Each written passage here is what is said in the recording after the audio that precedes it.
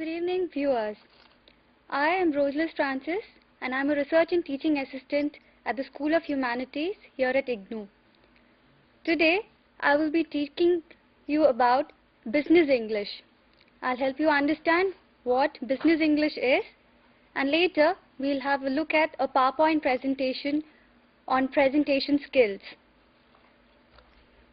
This is part of the course titled EEG 4. Now, as you all know, Business English is a rapidly increasing in importance the world over. We know how English as a world language is gaining so much importance because of the large number of MNCs that are coming up across the world and the world reducing to a global village.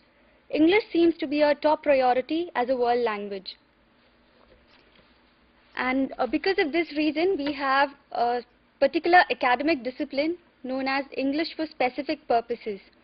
Whether it is law, medicine, or any other field, we find English is the top choice, and particularly in business.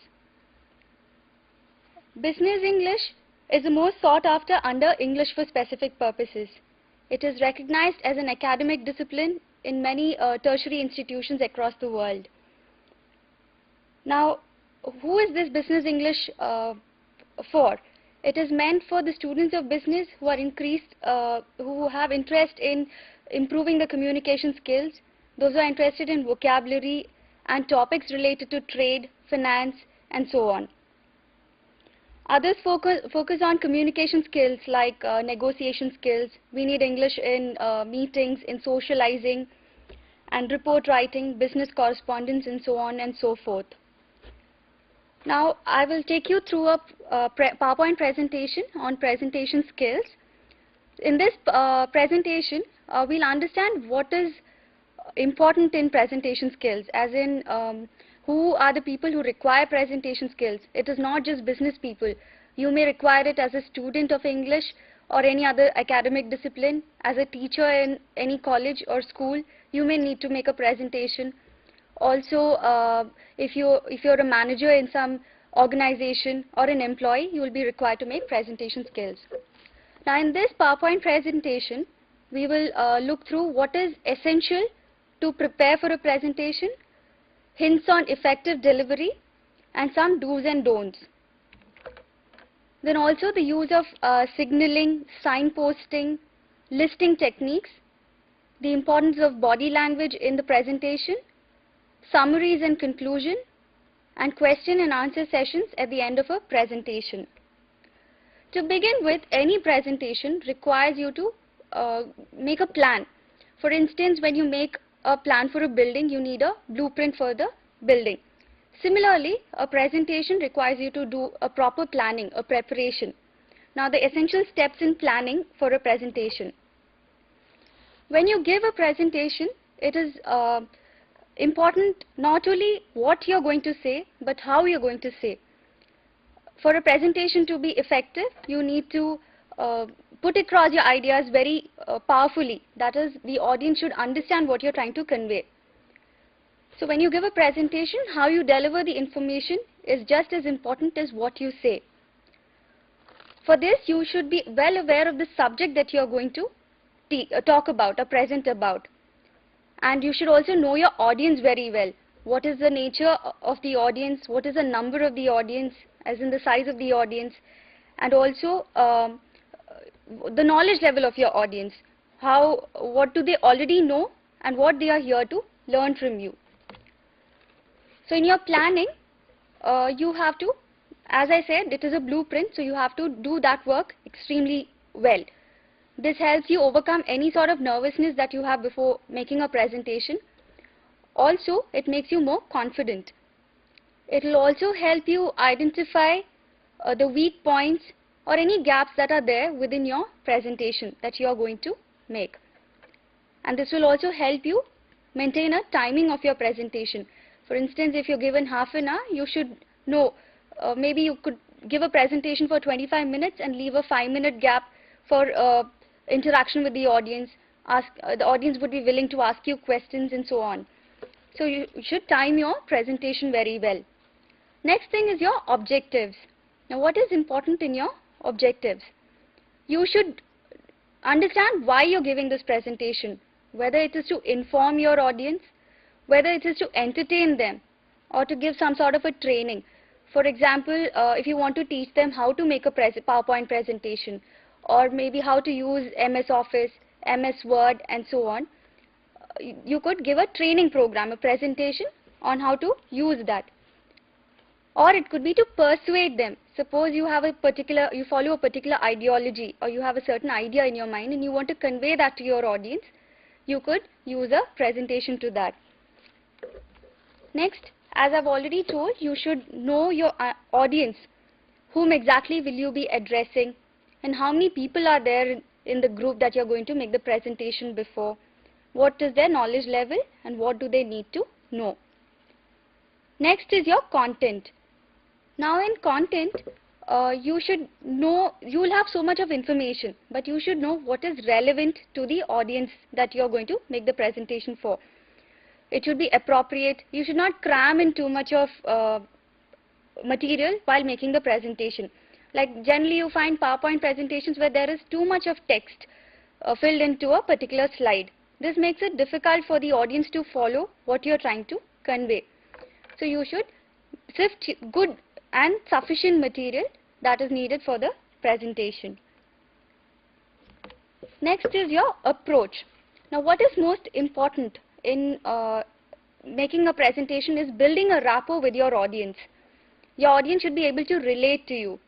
You should neither feel too superior and way above your audience, neither should you feel that you're not competent enough. You should treat them as equals. Most important thing is giving them an idea as to what is going to happen through the presentation.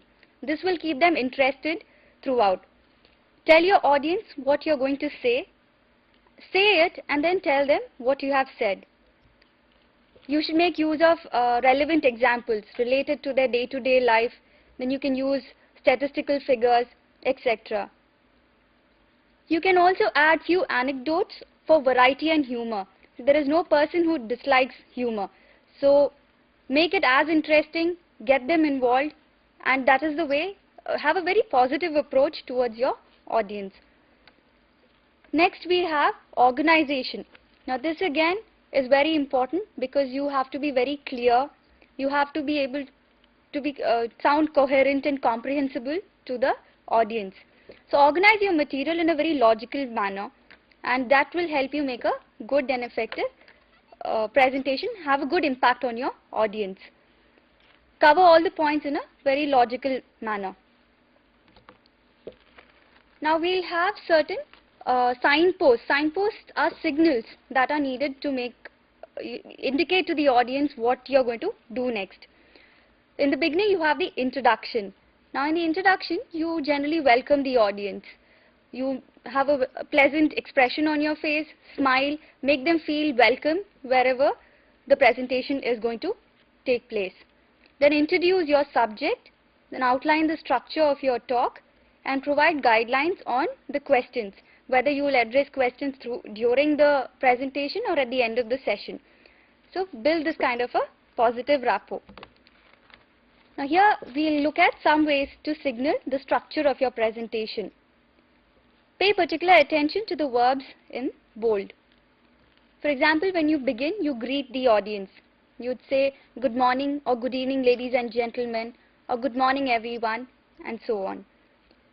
And then when you begin, you'd say, I'd like to say a few words about, I am here to make a presentation on, this morning I'm going to be talking to you about, showing you or reporting about, let's take a look at. These are the ways you could introduce your topic. Next would be outlining your presentation. So you could tell them what subtopics you're going to deal with. For instance, I'd be dealing with 3 areas. I've divided my talk into this topic, and I'll start off by filling you in on the background on. For instance, how I began this talk. I said I would give you an idea about business English. So you could maybe get them to understand what the broad area you're going to talk about, and then move on to the subtopics. So these are the sentences you could use. I'll start off by filling you in on the background to bringing you up to date on giving you an overview of making a few observations about outlining, and then I'll go on to discuss in more depth, highlight what I see as the main point, make detailed recommendations regarding. These are the few ways you could give an outline to your presentation. Next is the most important part, the conclusion. Now what happens in a conclusion? You would definitely summarize the main points that you have dealt with through the course of your presentation. You would invite questions, and you would also thank the audience for their attention. And the statements that you could use when concluding: I will conclude with, I will end my presentation with, at the end of my presentation, I will invite you to ask me any questions that you may have. These are some more tips on the language that you could use while making a presentation. That is, you could say, first of all, let's look at, or secondly, this is the topic that I'm going to deal with. Then I'll be talking to you about so and so topic, such and such topic. Next, we'll be looking at this visual. Lastly, we have the conclusion. These are certain words that you could use during the course of the presentation. Now, the most important part of your PowerPoint presentation, again, is your visuals. Now, we all know very well that a picture speaks 1,000 words. Visuals are attractive to anyone from a small child to an aged person. Many of us are visually oriented. And what are the visuals you could use in a presentation? It could be a bar graph, it could be line graphs, pie charts, pictograms, maps, photographs, film clippings, charts. PowerPoint slides are commonly used in presentations to present statistical information or to make comparisons. Now, how do you introduce a visual? You could use signposts like, I'd like to show you this graph, or I'd like to show you a short clipping. Now, if you're dealing with a presentation to do with advertising, you could say, I'll show you a clipping of a recent ads, or I could show you a small film on a particular topic. Say you're going to talk about women empowerment. You could show a short film on that. So use visuals to supplement your presentation. You could also say, have a look at this. This graph shows or represents the particular data that you're going to talk about. Or here we can see this particular map. Let's look at this. These are the signposts that you could use for introducing a visual. This is an example here for a visual, getting organized. And see how they've used humor in this picture. How you could help a person getting organized. In comparisons, what are the signposts that you could use for comparisons? For example, this compares X with Y. Let's compare the following tables. Here you can see a comparison between A, B and C. These are the terms or signposts, sentences that you can use in order to make a comparison. Then conclusion, what are the sentences you could use? Some language input for the end of your presentation. That is to sum up. Finally, to sum up, or I'd like to sum up now. That concludes my presentation. To conclude. Another important area that we look into while making a presentation is the questions. Now, during a presentation, you are required to give the audience a chance to ask you questions. Your policy on questions may be stated right at the beginning, at the outset. Whether you want them to ask questions during the presentation, or you want to ask, make them ask the questions at the end, or whether it has to be a discussion that you want them to be involved in. So if you don't want the audience to interrupt you with questions in the course of the presentation, make that very clear at the beginning and ask questions only at the end of your presentation. Be very clear about what is it that you expect from the audience. So how are you going to ask the audience when they need to ask you questions? The signposts that you could use are there any questions? If there are any questions, I'd be glad to try to answer them. I'll be glad to answer any questions you may have. Now we could have a discussion on how do you handle the questions that are asked by the audience. So you should always anticipate what kind of questions the audience could ask you, especially the difficult ones, and you should be prepared with answers for that. So try to anticipate questions and prepare responses in advance and rehearse answers to difficult questions. And whenever someone asks you a question, you should listen very carefully. You should not interrupt them or get angry with them that they have asked you such a question. Asking questions is a very positive thing because the audience seems interested in what you are going to present or what you have already presented. So listen very carefully, avoid the temptation to interrupt. Make sure you understand the question, which is again very important because you cannot give a wrong answer for the question that is asked. So you should be very thorough with the subject that you are talking on and be ready with all the answers. And paraphrase the question. That is, if somebody asks you a question, you should paraphrase the question to make it clear that you have understood the question that is asked to you. Repeat it if needed. And also give yourself time to think whether you are able to answer the question effectively or not. As I already mentioned before, summaries and conclusion is very important part of the presentation. And how do you summarize? Now you just don't make a list of points and give it to the audience and say that okay, you just read through. You need to run through in a very logical manner. A summary restates the main points and emphasizes what the audience must remember. It should be brief and must not contain any new information. The importance of a summary is to reinforce the facts that you have conveyed. When you're taking a class or when you're studying something, you know that you need to revise. You go through a subject over and at the end of the lesson, you have to revise the entire lesson.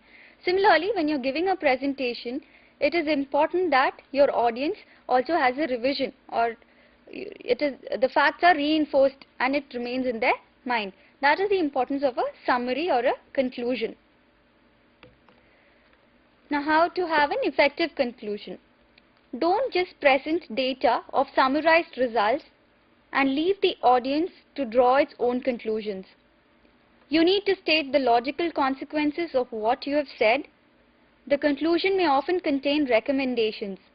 However, the conclusion must also be brief. Now, you should be very careful that your conclusion is not as long as the presentation itself. You should keep that in mind. Then, certain qualities which are essential are you need to be very honest and you need to be very polite. Honesty in the fact that if you don't know anything, you should not claim to know something that you don't know. If you can't answer a question, say that you can't answer a question or you are not aware and that you would cross-check and get back to the audience. Keep control over the audience and don't allow any chaos. See, the audience can get very reactive, especially if they don't agree with what you have to say. So you should have good control over the audience. And this is where rapport building right at the beginning becomes very important.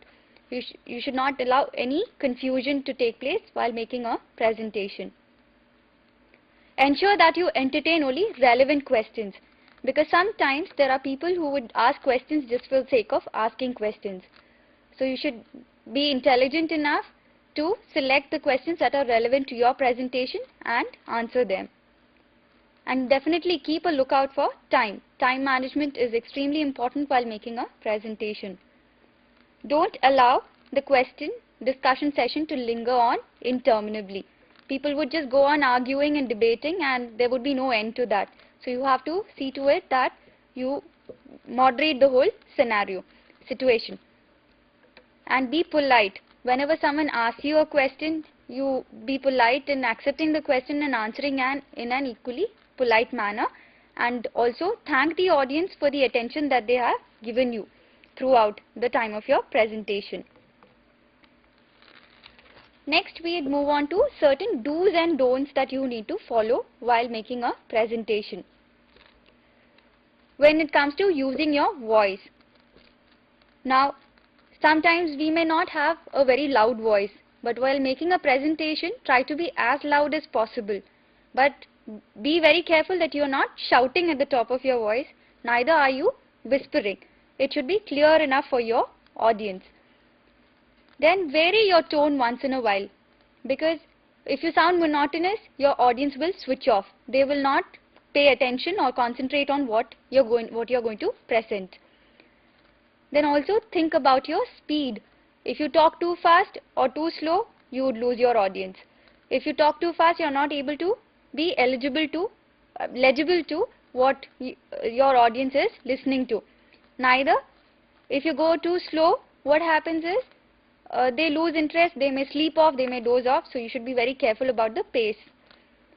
And speak very clearly.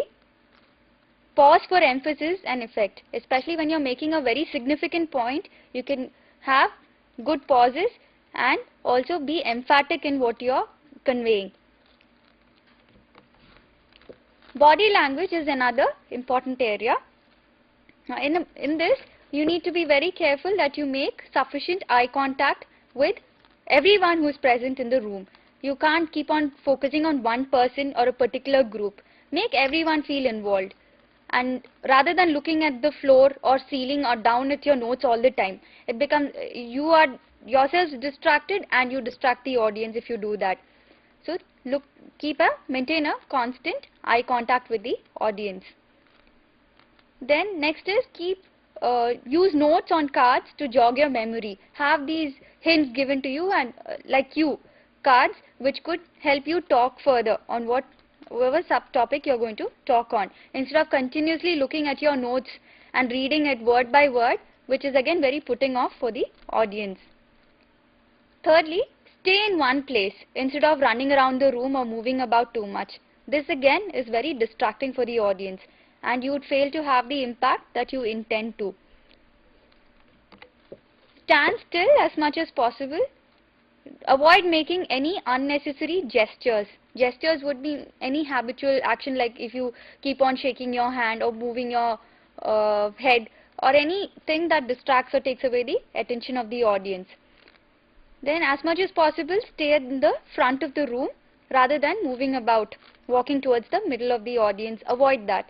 Stay as much as possible in the front. And always have a very positive facial expression, because if you look negative, that negativity would pass on to your audience and they won't receive or accept whatever you have to say.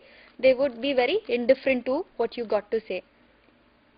And then avoid fiddling with equipment. Like for instance, if you have a computer or you have a OHP, a slide projector or LCD player, anything, avoid fiddling with the equipment.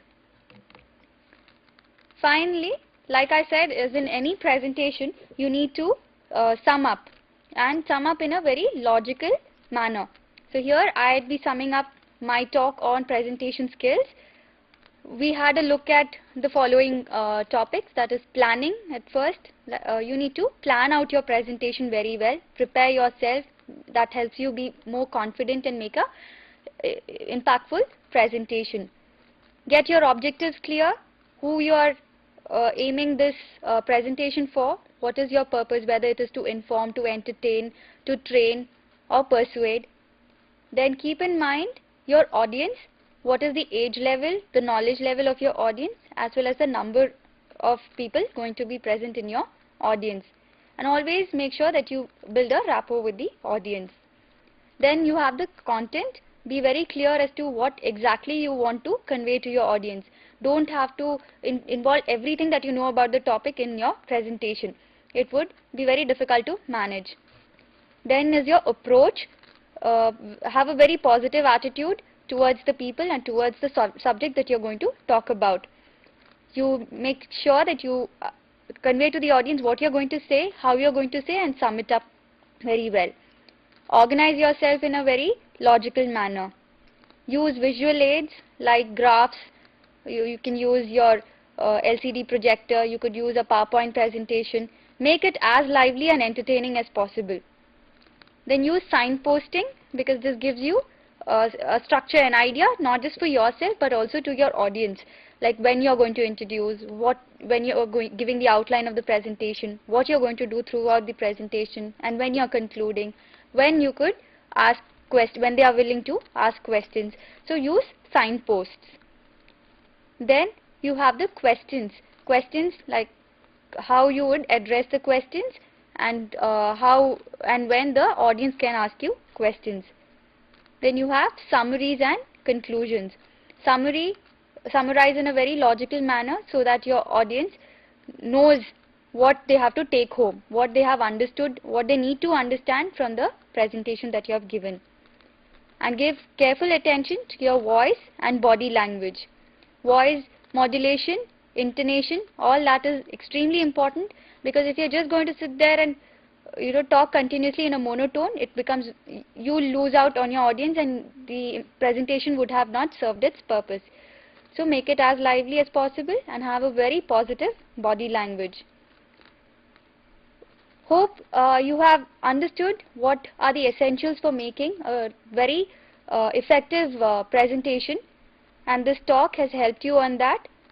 Next time we would be talking about negotiation skills. Thank you.